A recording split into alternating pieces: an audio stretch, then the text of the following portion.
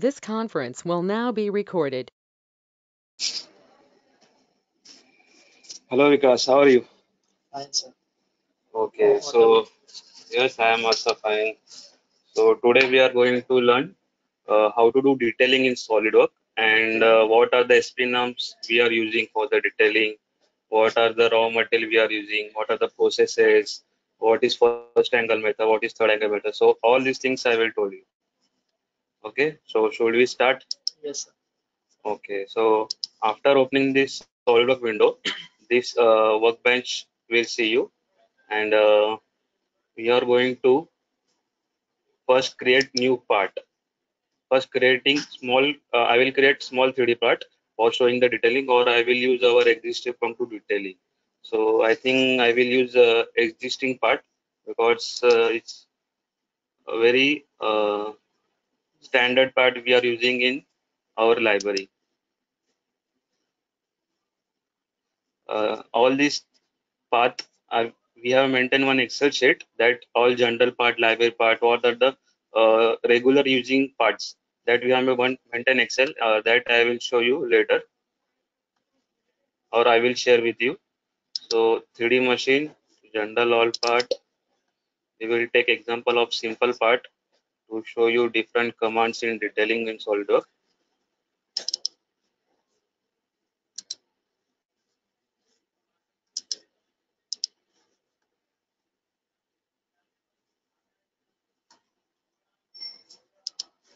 Okay, I will select this.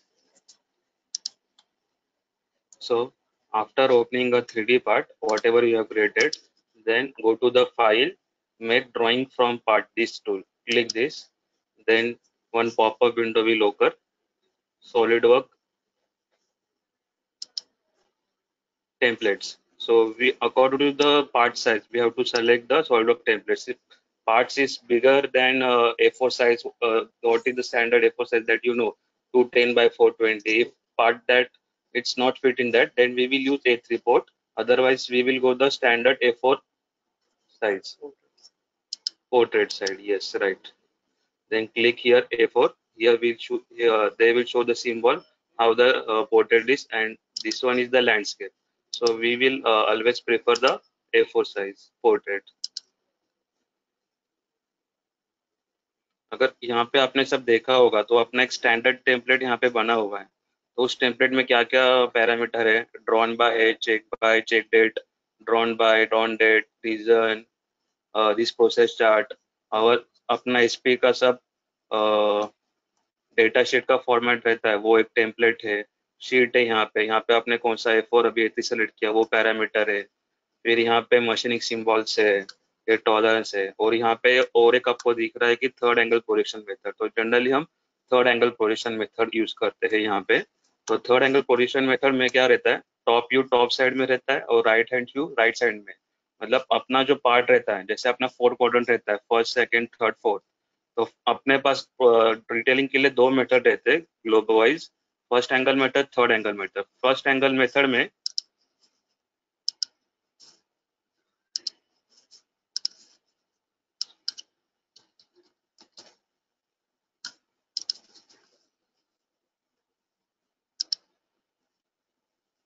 जो object रहता है वो अपना फर्स्ट क्वाड्रेंट में रहता है. तो यहाँ पे अगर मैं कोई गूगल का रेफरेंस लेके आपको दिखाऊं, यस दिस वन करेक्ट. तो यहाँ पे ऑब्जेक्ट फर्स्ट एंगल मेथड में रहता है. तो यहाँ से ऑब्जेक्टर, यहाँ पे आइस दिखा दे रहे फ्रंट व्यू, तो यहाँ से ऑब्जेक्टर रहता है, यहाँ पे पार्ट रहता है और प्लेन ऑफ प्रोजेक्शन पार्ट के बाद में रहता है.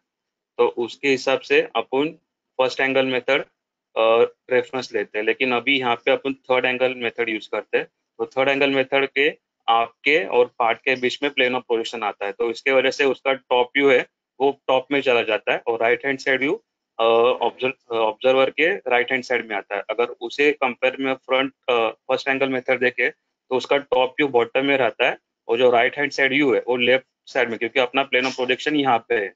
और अपना थर्ड एंगल मेथड में प्लेन ऑफ पोजीशन राइट में, इसीलिए वो इजी करता है कि राइट से देख रहा हो तो मैं राइट को ही पोजीशन करूंगा. यहाँ पे क्या होता है, राइट को देखना है तो उसका लेफ्ट साइड में आता है और टॉप व्यू रहता है वो बॉटम में आता है. और एक अगर रेफरेंस इमेज देखो तो एक ऊपर अच्छा खासा था, ये वाला देखो, यहाँ पे आपको क्लियर हो जाएगा. उसका सिंबल भी देख लीजिए। थर्ड एंगल मेथड में ये सिंबल रहता है, अपना सर्कल रहता है वो यहाँ पे आता है, ये ग्लोबलाइज एक्सेप्टेड सिंबल है। ये हर ड्राइंग शीट में आपको दिखने को मिलेगा, तो उसके हिसाब से आप उस ड्राइंग में कौन सा प्रोजेक्शन मेथड यूज किया है, फर्स्ट एंगल और थर्ड एंगल, उसके रेफरेंस से आप वो पता कर सकते हैं। अभी यहाँ पे आपको अच्छे से क्लियर होएगा। ये जो आईज है एक पिंक कलर का, वो आपका ऑब्जर्वर है, और यहाँ पे प्लेन ऑफ प्रोजेक्शन है, जैसे मैंने बोला था थर्ड एंगल में बीच में रहता है और पीछे उसका पार्ट रहता है। इसके अपोजिट फर्स्ट एंगल में प्लेन ऑफ प्रोजेक्शन पार्ट के बाद में रहता है, तो इसकी वजह से ये नीचे जो आते हैं वो स्टैंडर्ड व्यूज आते हैं। देखो थर्ड एंगल में फ्रंट व्यू इधर आता है, टॉप व्यू टॉप में, right hand side view right hand में, अपोजिट में यहाँ पे आता है टॉप व्यू बॉटम में आता है, राइट हैंड व्यू उसके लेफ्ट साइड में आता है शीट के, और फ्रंट व्यू यहाँ पे आता है। तो जनरली अपन थर्ड एंगल मेथड यूज करते हैं, तो उसके हिसाब से ड्राइंग के व्यू कैसे लेना वो मैं अभी आपको दिखा देता हूँ। तो जैसे कि हमारा बैकग्राउंड में पार्ट ओपन है, तो यहाँ पे वो रिफ्लेक्ट होता है। बैकग्राउंड में जितने भी पार्ट ओपन रहते हैं ना, वो सब यहाँ पे आपको एक हाईलाइट ड्रॉप डाउन करेंगे ना, तब वो सारे यहाँ पे दिखते हैं, और यहाँ पे उसके बाय डिफॉल्ट एक व्यू आ जाते हैं। तो उसमें ऐसा यहाँ पे सब दिए हुए हैं। जैसे हम 3D मॉडलिंग कौन से प्लेन पे करते हैं, उसके हिसाब से ये अपने को सजेस्ट करता है फ्रंट टॉप राइट कौन सा। तो अभी मैं फिलहाल के लिए, अगर हम आइसोमेट्रिक देखें तो अपना कुछ ऐसा दिख रहा है, बराबर। अपने को ये प्लेन सीधा भी दिख सकते हैं, स्टैंडर्ड जो आता है मैं वही लेता हूँ, जैसे अपना 3D मॉडलिंग किया हुआ। ये फ्रंट व्यू फिलहाल के लिए बाय डिफॉल्ट जो आते हैं वो मैं डिलीट कर देता हूँ। ये बाय डिफॉल्ट कैसे आते हैं, अपन जो 3D मॉडल में सब डायमेंशन देते हैं, अगर हम 3D मॉडल में सारे पैरामीटर सेट कर दे, जैसे कि टॉलरेंस वेल्डिंग सिंबल, तो बाय डिफॉल्ट इधर वो कैप्चर कर लेता है और यहाँ पे आ जाता है।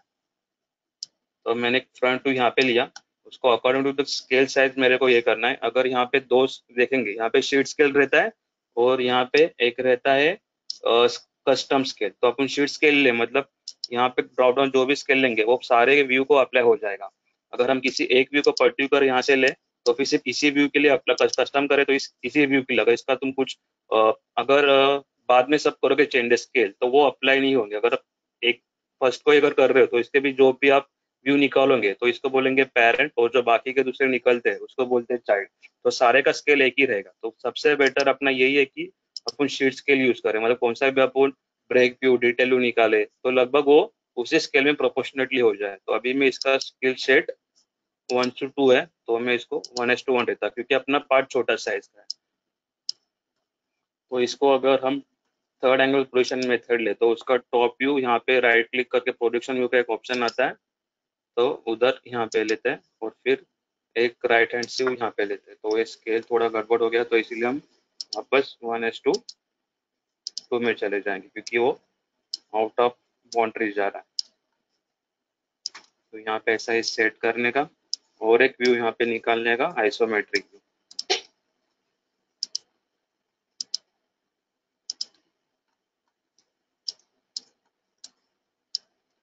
तो अपने ये फर्स्ट व्यू हो गए। उसके बाद अपन सबसे एक प्रोसेस रहता है कि अगर आपको जनरल प्रैक्टिस करना रहेगा, तो सबसे पहले उसकी बाउंड्री फिक्स करो, फिर एक एक जो पार्ट रहता है उसके बाउंड्री फिक्स करो, फिर उसके ड्रिलिंग जो सर्कल डायमीटर एक्स वाई उसके डिस्टेंस कवर करो, फिर उस यहाँ पे कुछ वेल्डिंग रहेगा, टॉलरेंस रहेगा, फिर वो कवर करो। तो एक बार वो स्टेप अपने दिमाग में रह गया ना, तो उसके हिसाब से अपन वो ईजियर रहता है, और अपना कोई स्टेप मिस नहीं रहता, कोई डायमेंशन मिस नहीं रहता। तो सबसे पहले मैं उसका पूरा boundary X Y Z freeze कर देता हूँ। Is it going to recording? Yes, yes, is it recorded? ये उसका ये 50 100 and this height 60। ये मैंने उसका बाउंड्री कर लिया। अभी मैं एक एक पार्ट को कवर कर लेता हूँ। अभी यहाँ पे 50 दिया, तो इसका ये विड्थ हो गया, फिर इसका ये 12.7 थिकनेस, और उसका जो हाइट रहे तो यहाँ पे मेरा एक्चुअली कवर हो रहा है। उसके बाद ये पार्ट का, तो यहाँ पे इसका ये कवर हो रहा है, उसका एक्स कवर हो रहा है। फिर उसको डायमेंशन यहाँ पे देते हैं, स्मार्ट डायमेंशन अगर स्टार स्मार्ट में देंगे ना, तो यहाँ पे डिफरेंट आपको मिल जाएंगे ऑप्शन। चेन रहता है, बेस रहता है, चैम्फर रहता है, तो अलग अलग ये ऑप्शन है। अभी जैसे जैसे फ्यूचर में कमांड आएंगे वो आपको आपको पता खुद से पता चल जाएगा ये सब क्या रहता है ऑप्शन। अगर कुछ डाउट है तो बीच में पूछ सकते हैं। अगर यहाँ पे चैम्फर नहीं है तो चैम्फर का मैं दिखा सकता था। यहाँ पे एक बार काम करते हैं अपन, यहाँ पे कोई चैम्फर ऐड कर देते हैं उसके एंड पार्ट में। Suppose we have given chamfer 1 by 1 at this edge because this is sharpen edge. Then we will again go to the our drawing, and if you see there is a chamfer, then go to the chamfer, select this edge and जो भी chamfer रहेगा, multiple अगर chamfer रहेगा same dimension में तो आप उसको typical भी कर सकते हैं। तो वेंडर समझ जाए कि जितने भी chamfer है वो सारे के सारे एक ही डायमेंशन के।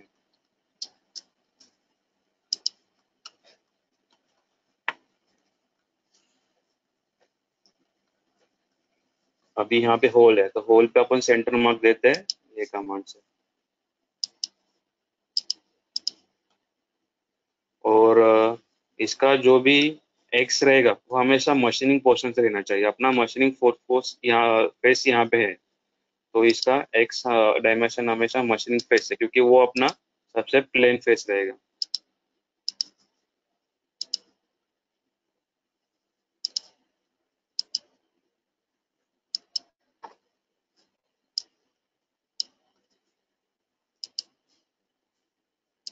कमांड कौन से क्लिक कर रहा हूँ वो भी आप ध्यान देते जाइए।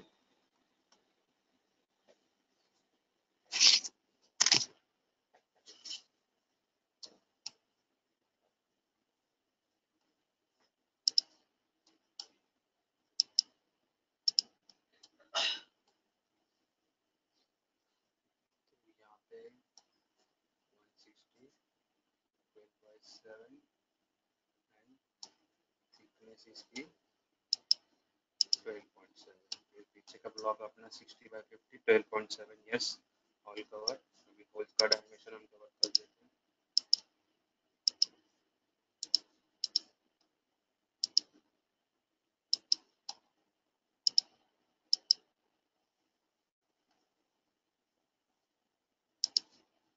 यहाँ पे होल जो भी देते होल, अगर होल कॉल आउट से होल दिया रहेगा ना तो यहाँ पे कमांड है होल कॉल आउट, तो उससे हम डायरेक्ट यहाँ पे कॉल कर लेंगे।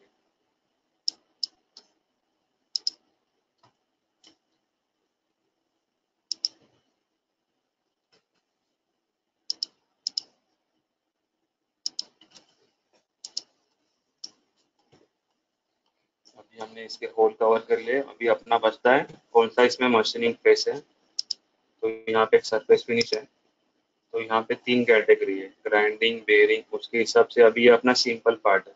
अगर ग्राइंडिंग रहेगा तो ये अलग अलग पैरामीटर इसके वो कवर करने का। अभी फेसिंग के लिए आपको सिंपल है तो फिर ये बहुत क्रिटिकल पार्ट है इसको, इसलिए सिंगल मशीनिंग कट भी ओके हो जाएगा। उसके बाद आता है अपना एक welding symbol. Welding symbol upon and treatment, यहाँ पे ऑलरेडी बाय डिफॉल्ट अपना 3D मॉडल में दिया हुआ है तो इसीलिए बाय डिफॉल्ट आ गए, लेकिन वो तो काफी छोटा दिख रहा है, इसको हम अभी ऐसा साइज करके बड़ा कर सकते हैं। ये वेल्डिंग सिंबल दिखाते समय एक ध्यान रखना कि अपना जहाँ पे अगर बोल्ट नजदीक आ रहा है तो वो सब फास्टनर पिस्टनर डाल के उसके हिसाब से अपना वेल्डिंग सिंबल है, नहीं तो अपने को यहाँ पे फिर ग्राइंडिंग का रिवर्क हो जाता है। अगर फिलेट वेल्ड होते तो अपन ऐसा राइट एंगल ट्रायंगल बताते हैं। और दूसरा अगर यहाँ पे फ्लेट करने वी ग्रूव फ्लेट बोलते हैं उसको, तो यहाँ पे इंसर्ट कमांड लेके कैटरपिलर, फिर इसको अगर चेंज करना है तो पार्शल पे क्लिक करके जितना अपना स्कोप है वेल्डिंग का उतना ऐसा दिखा सकते हैं। अभी ये तो हमने इसका ड्राइंग तो कंप्लीट कर लिया। अभी इसको हमें तो सबसे पहले रॉ मटेरियल डिफाइन करना है। तो रॉ मटेरियल डिफाइन करने के लिए टेबल बिल ऑफ मटेरियल किसी भी एक व्यू को आप सेलेक्ट कीजिए, फिर यहाँ पे ट्रिक स्ट्रक्चर ओपन होता है और यहाँ पे हमारा बाय डिफॉल्ट एसपी का एक टेम्पलेट क्रिएट किया वो अपने सॉलिडवर्क में बाय डिफॉल्ट इंस्टॉल, अगर इंस्टॉल नहीं भी है तो यहाँ पे जाके आप सॉलिडवर्क टेम्पलेट्स में यहाँ पे पार्ट डिटेल जैसे भी आपका पेज का शीट का साइज रहेगा, A3 है तो A3, A4 है तो A4। तो अभी अपना फिलहाल A4 है तो A4 पे डबल क्लिक करके यहाँ पे ओके करना है, और यहाँ पे बाय डिफॉल्ट जो अपना 3D मॉडल में डिफाइन किया रहेगा उसका डेटा शीट यहाँ पे आएगा। अगर ये 3D मॉडल में कहाँ डिफाइन करना है, तो ये यहाँ पे अपना सॉलिड वर्क का एक टेम्पलेट आता है। तो यहाँ पे आपको जो भी फाइल का नेम है वो यहाँ ऊपर डालना है, किस असेंबली में ये पार्ट है वो यहाँ पे डालना है, उसका कौन सा रिवीजन है, R010 R1 वो सब यहाँ पे डालना है, उसका ड्राइंग नंबर, उसका RM भी आपको यहाँ पे पुट करना है। RM पुट करते समय एक 5-5 mm थिकनेस में विड्थ लेंथ में वो आपको यहाँ पे ज्योमेट्री से यहाँ पे डिफाइन करना है। यहाँ पे अगर सारे पार्ट एक साथ कंबाइन है तो एक साथ आप उसको एक चाहे तो स्टार्टिंग प्रैक्टिस के लिए आप पूरा रेक्टेंगल एक बनाइए ऑटोकैड में, उसका ये डिस्टेंस, उसका ये ब्लॉक का XY, इसका XY ये लेके वहाँ पे एक आपको बनाना है, फिर उसका एक 5 mm ऑफसेट करना है, फिर पूरा आपको एक साथ मिल जाएगा रॉ मटेरियल। फिर यहाँ पे इसका जो भी अपने पास सरफेस फिनिश है, इसको मुझे देना है ब्लैक पाउडर कोटिंग।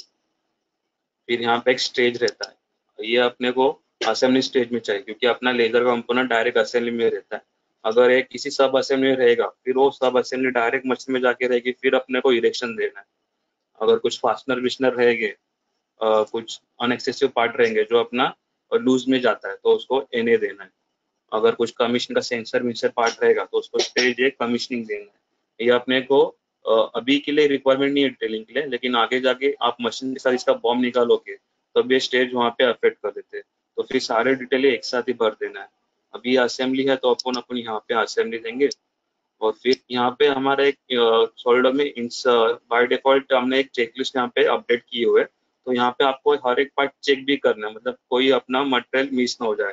तो फर्स्ट अपना है फाइल नंबर नेम, तो यहाँ पे चेक करना है जो मेरा ऊपर फाइल नेम नंबर है वही मेरे यहाँ पे मैंने इनपुट किया है कि नहीं, सही है तो चेक यस। उसका प्रॉपर्टीज मैंने अपडेट किए जैसे मैंने आपको बताया, raw material, revision, surface finish, तो यस। असाइन मटेरियल, यहाँ पे एक मटेरियल असाइन कर देते हैं अपन, राइट क्लिक करके एडिट मटेरियल, जो भी पार्ट का रिस्पेक्टिव मटेरियल रहेगा वो यहाँ से अपने को सेलेक्ट करना है और अप्लाई करना है। अभी यहाँ पे देखेंगे तो MS ब्लैक अपडेट किया हुआ है, तो इसीलिए मैं यस करूंगा। Hold tapping size with mating part, ये अपने को जहाँ पे असेंबली होने वाला है उसके साथ होल्ड टैपिंग और उसका फ्री होल्ड क्रॉस चेक करके यहाँ पे टिक करना है। इसका किसका असेंबली में साथ किसी का इंटरफेरेंस होगा नहीं, वो भी आपको क्रॉस चेक करना है, फिर चेक करना है। अगर कोई लोकेशन स्टेप रहेगा तो उसका डायमीटर, उसका डेप्थ, फिर उसका सब असेंबली में जहाँ पे लगने वाला है उसका डेप्थ, ये दोनों कंपेयर करके देखना है, नहीं तो कहीं पे ओवरलैप हो जाएगा, फिर इंटरसेक्शन आएगा अपने को असेंबली तक पे। और यहाँ पे है एग्जिस्टिंग पार्ट कॉन्फ़िगरेशन, तो यहाँ पे ना डिफरेंट कॉन्फ़िगरेशन है। अभी यहाँ पे ये कॉन्फ़िगरेशन कम है, ट्राई करने के कम से कम कॉन्फ़िगरेशन बनाए, लेकिन कभी कभी अपना सिलेंडर रहता है, कोई ऐसा असेंबली रहता है तो अपने को डिफरेंट कॉन्फ़िगरेशन कराना पड़ता है, ओपन क्लोज उसका असेंबली के हिसाब से। तो सारे कॉन्फ़िगरेशन में अपन ने ये सारे प्रॉपर्टीज है वो अपडेट किए कि नहीं, वो आपको एक बार क्रॉस चेक कराना है। और यहाँ पे आपका नाम आएगा क्रिएटेड बाय, अभी हमने आपका नाम इंसर्ट नहीं किया लेकिन बाय डिफॉल्ट बैकग्राउंड से हम आपको ये इंसर्ट कर देंगे। तो एक किसने मैंने उसका क्रिएटेड बाय करना है और फिर ये अप्लाई करना है। तो अब ने ये सारे डिटेल यहाँ पे भरे तो फिर अपने को अभी ड्राइंग शीट में सारे के सारे रिफ्लेक्ट हो जाएंगे। एक बार रिबिल्ड करेंगे तो देखिए UPM आ गया और उसका ये file name, drawing number, R0 ये सब यहाँ पे डिटेल फिल हो गया। फिर अपने को ये जो ड्राइंग के रहते हैं तो यहाँ पे भी अपनी एक चेकलिस्ट और इनपुट पैरामीटर है, तो सेम यहाँ पे भी R0, अगर यहाँ पे फर्स्ट टाइम बना रहे इसका कोई रिवीजन नहीं है तो फर्स्ट इशू, फर्स्ट के लिए रिवीजन कुछ भी नहीं। अगर कोई रिवीजन रहेगा तो क्या रिवीजन किया वो लिखने का, रिवीजन का रीजन क्या है वो लिखने का। यहाँ पे रिवाइज बाय किसने किया उसका नाम, कौन से तारीख को किया, यहाँ पे डेट, और ये हर ड्राइंग अपना चेकिंग के लिए जाना चाहिए। तो आप कोई भी सीनियर पर्सन को हर एक ड्राइंग चेक करने के देंगे तो उसको ये इन्फॉर्म करने को बोल रहा है कि इसमें आप किसको चेकिंग के लिए दे रहे हो, तो उसका अपडेट उन्होंने कब चेक किया उसका ये इनपुट। तो यहाँ पे भी अपना सेम जैसे पार्ट मॉडलिंग में था चेकलिस्ट, तो वैसे भी सेम यहाँ पे है। Drawing file name cross check करना है, अंदर बाहर शीट पे बराबर है कि नहीं, ड्राइंग नेम एंड नंबर बराबर है कि नहीं। फिर जैसे मैंने आपको बताया कि यहाँ पे जो मैंने स्टार्टिंग में प्रोसेस किए थे, फ्रीज करना, डायमेंशन, होल्ड, वो सब, तो उसका भी यहाँ पे अपन ने एक चेकलिस्ट बनाया हुआ है। तो ओवरऑल डायमेंशन क्रॉस चेक करना है, तो yes, X Y position hold, ये होल्ड रहते हैं, उसका एक्स एंड वाई डिफाइन करना है कि नहीं, वो क्रॉस चेक करना है। तो यहाँ पे अपना एक हो गया था बराबर। तो 30 अपना सेंटर सेंटर नहीं, देखो ये अपना चेकलिस्ट का यूज रहता है अपना ऐसा। कौन सा अगर पैरामीटर मिस रहेगा तो फिर यहाँ पे वो कवर हो जाता है, राइट। तो ये एक्स वाई मैंने हो गया। अब यहाँ पे पीसीडी और होल्ड डिटेल, यहाँ पे पीसीडी नहीं होल्ड डिटेल्स है, तो सारे अपन होल्ड डिटेल दिए हुए हैं। अभी ये फैब्रिकेशन पार्ट है, तो फैब्रिकेशन पार्ट में इतना ये टॉलरेंस आता नहीं है, तो अपन यहाँ पे इग्नोर कर सकते हैं। लेकिन कोई मशीन पार्ट रहेगा वो मैं आपको आगे जाके बताऊंगा अपने प्रैक्टिस सेशन में, तो वहाँ पे वो टॉलरेंस देते हैं। तो इसका एक आपका एक लेक्चर होएगा, जीडीएनटी जो अपने अक्षय सर है वो इसका आपको पूरा डिटेल देंगे, फिर इस सब पार्ट में एक्सपर्ट हो जाओगे।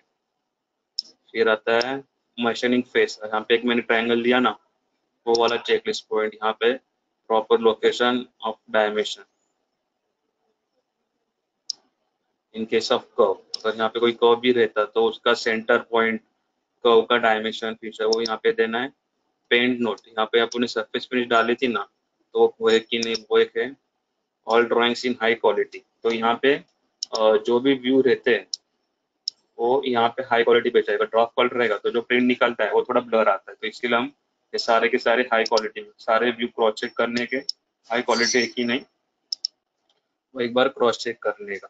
तो यस, रिवीजन टेबल अपडेट किया है कि नहीं, यस, अपडेट प्रोसेस चार्ट। तो ये प्रोसेस चार्ट अपन एक बाय डिफॉल्ट एक आता है, लेकिन आप इसको एडिट भी कर सकते हैं जैसे आपका हो पार्ट वैसे। अभी यहाँ पे मेरे प्रोसेस क्या होने वाला है, फर्स्ट ऑफ ऑल मैं रॉ मटेरियल कट करूंगा, तो इसीलिए कट आएगा।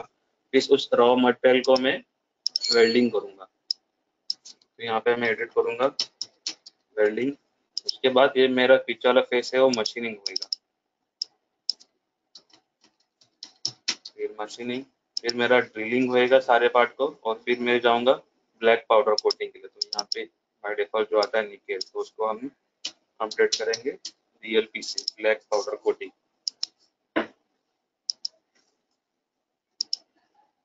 प्रोसेस चार्ट हमने अपडेट कर दिया, रॉ मटेरियल अपन अपडेट कर दिया जो पार्ट में डाला था। टोटल क्वांटिटी अभी हम यहाँ पे नहीं मेंशन करते, क्योंकि हमारा एक ईआरपी का फॉर्म बनता है, उसमें वो कितने पार्ट है बाय डिफॉल्ट आ जाता है। फिर एक जनरल नोट यहाँ पे जो बाय डिफॉल्ट आती है वो, और कोई अगर स्पेशल पार्ट रहेगा जिसपे हम हार्डनिंग करते हैं, केस हार्डनिंग करते हैं, तो उसका भी नोट अपने को एग्जिस्ट ड्राइंग से रेफर करके, या फिर जो आपके पार्ट का रिक्वायरमेंट होगा उसके हिसाब से अपडेट करना है, ओके करना है, फिर ये अप्लाई करना है। तो ऐसे अपन ने इसका पूरा एक डिटेलिंग कर लिया। यहाँ पे आप देखेंगे तो सारे इधर ये पार्ट कवर हो गए, पूरा एक्स वाई सब कवर हो गया। तो ऐसे अपना ये एक पार्ट का डिटेलिंग होता है। फिर इसको सेव करना है, वेल्डिंग का फिर से वेल्डिंग का। हाँ, तो वेल्डिंग का ना यहाँ पे रहता है, इंसर्ट में जाएंगे ना, एनोटेशन, फिर एंड ट्रीटमेंट, यहाँ पे एक ऑप्शन है एंड ट्रीटमेंट ना। हाँ, एयर ट्रीटमेंट है, कैटरपिलर है, वेल्डिंग सिंबल है, तो ये तीनों आपके यूज करने जैसे भी आपका रिक्वायरमेंट रहेगा। कैटरपिलर यहाँ पे वी ग्रू मार के करते हैं ना वेल्डिंग, तो वहाँ पे कैटरपिलर का सिंबल डालने का। यहाँ पे एल शेप में अगर कोई वेल्डिंग हो रहा है तो वहाँ पे फिलेट वेल्डिंग यूज करने का।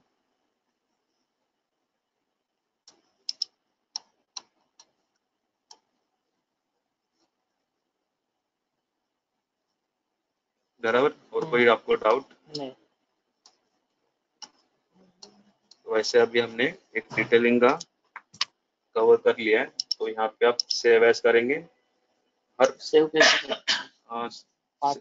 पाथ यहाँ पे जो भी अपना लाइब्रेरी में रहेगा, तो उसके अंदर अपन ने 3 फोल्डर बनाए हुए हैं, ऑटोकैड, आईजीएस और पीडीएफ। तो अगर कभी रिक्वायरमेंट आता है आईजीएस का, तो वहाँ पे वो अगर मशीन काफी बड़ा साइज होगा तो हम उसका आईजीएस भी सेव कर देते हैं और ऑटोकैड भी सेव करते हैं। फिलहाल ये अपना छोटा पार्ट है तो इसीलिए हम इसको पीडीएफ करेंगे, फिर ये पीडीएफ, और फिर जाके ये सेव। ड्राफ्टिंग सेव नहीं करना है, सिर्फ पीडीएफ सेव करना है। मतलब वो ड्राइंग फाइल ही रहता है अपना, ड्राइंग फाइल का ही अपन एक सेव एज करते हैं पीडीएफ। अपने को ईआरपी में बाकी पर्सन, बाकी रिस्पेक्टिव डिपार्टमेंट को देखने के लिए पीडीएफ फाइल लगता है, तो इसके लिए हम इसको पीडीएफ कन्वर्ट करते हैं। लेकिन ईआरपी में अभी अपडेट नहीं करने का, अभी आप जैसे पीडीएफ बनाओगे आप किसी एक सीनियर Senior पर्सन को check. चेकिंग के लिए दोगे, फिर उसका अप्रूवल आएगा, तब भी आप जाके इसको ईआरपी में अपडेट करोगे। विदाउट चेकिंग कोई पार्ट ईआरपी में अपलोड नहीं करोगे, क्योंकि ईआरपी में जो होता है वो फाइनल रहता है अपना, तो इसीलिए विदाउट चेकिंग पार्ट में अपडेट करना, वो एक आप नोट कीजिए point. Okay, thank you. Welcome.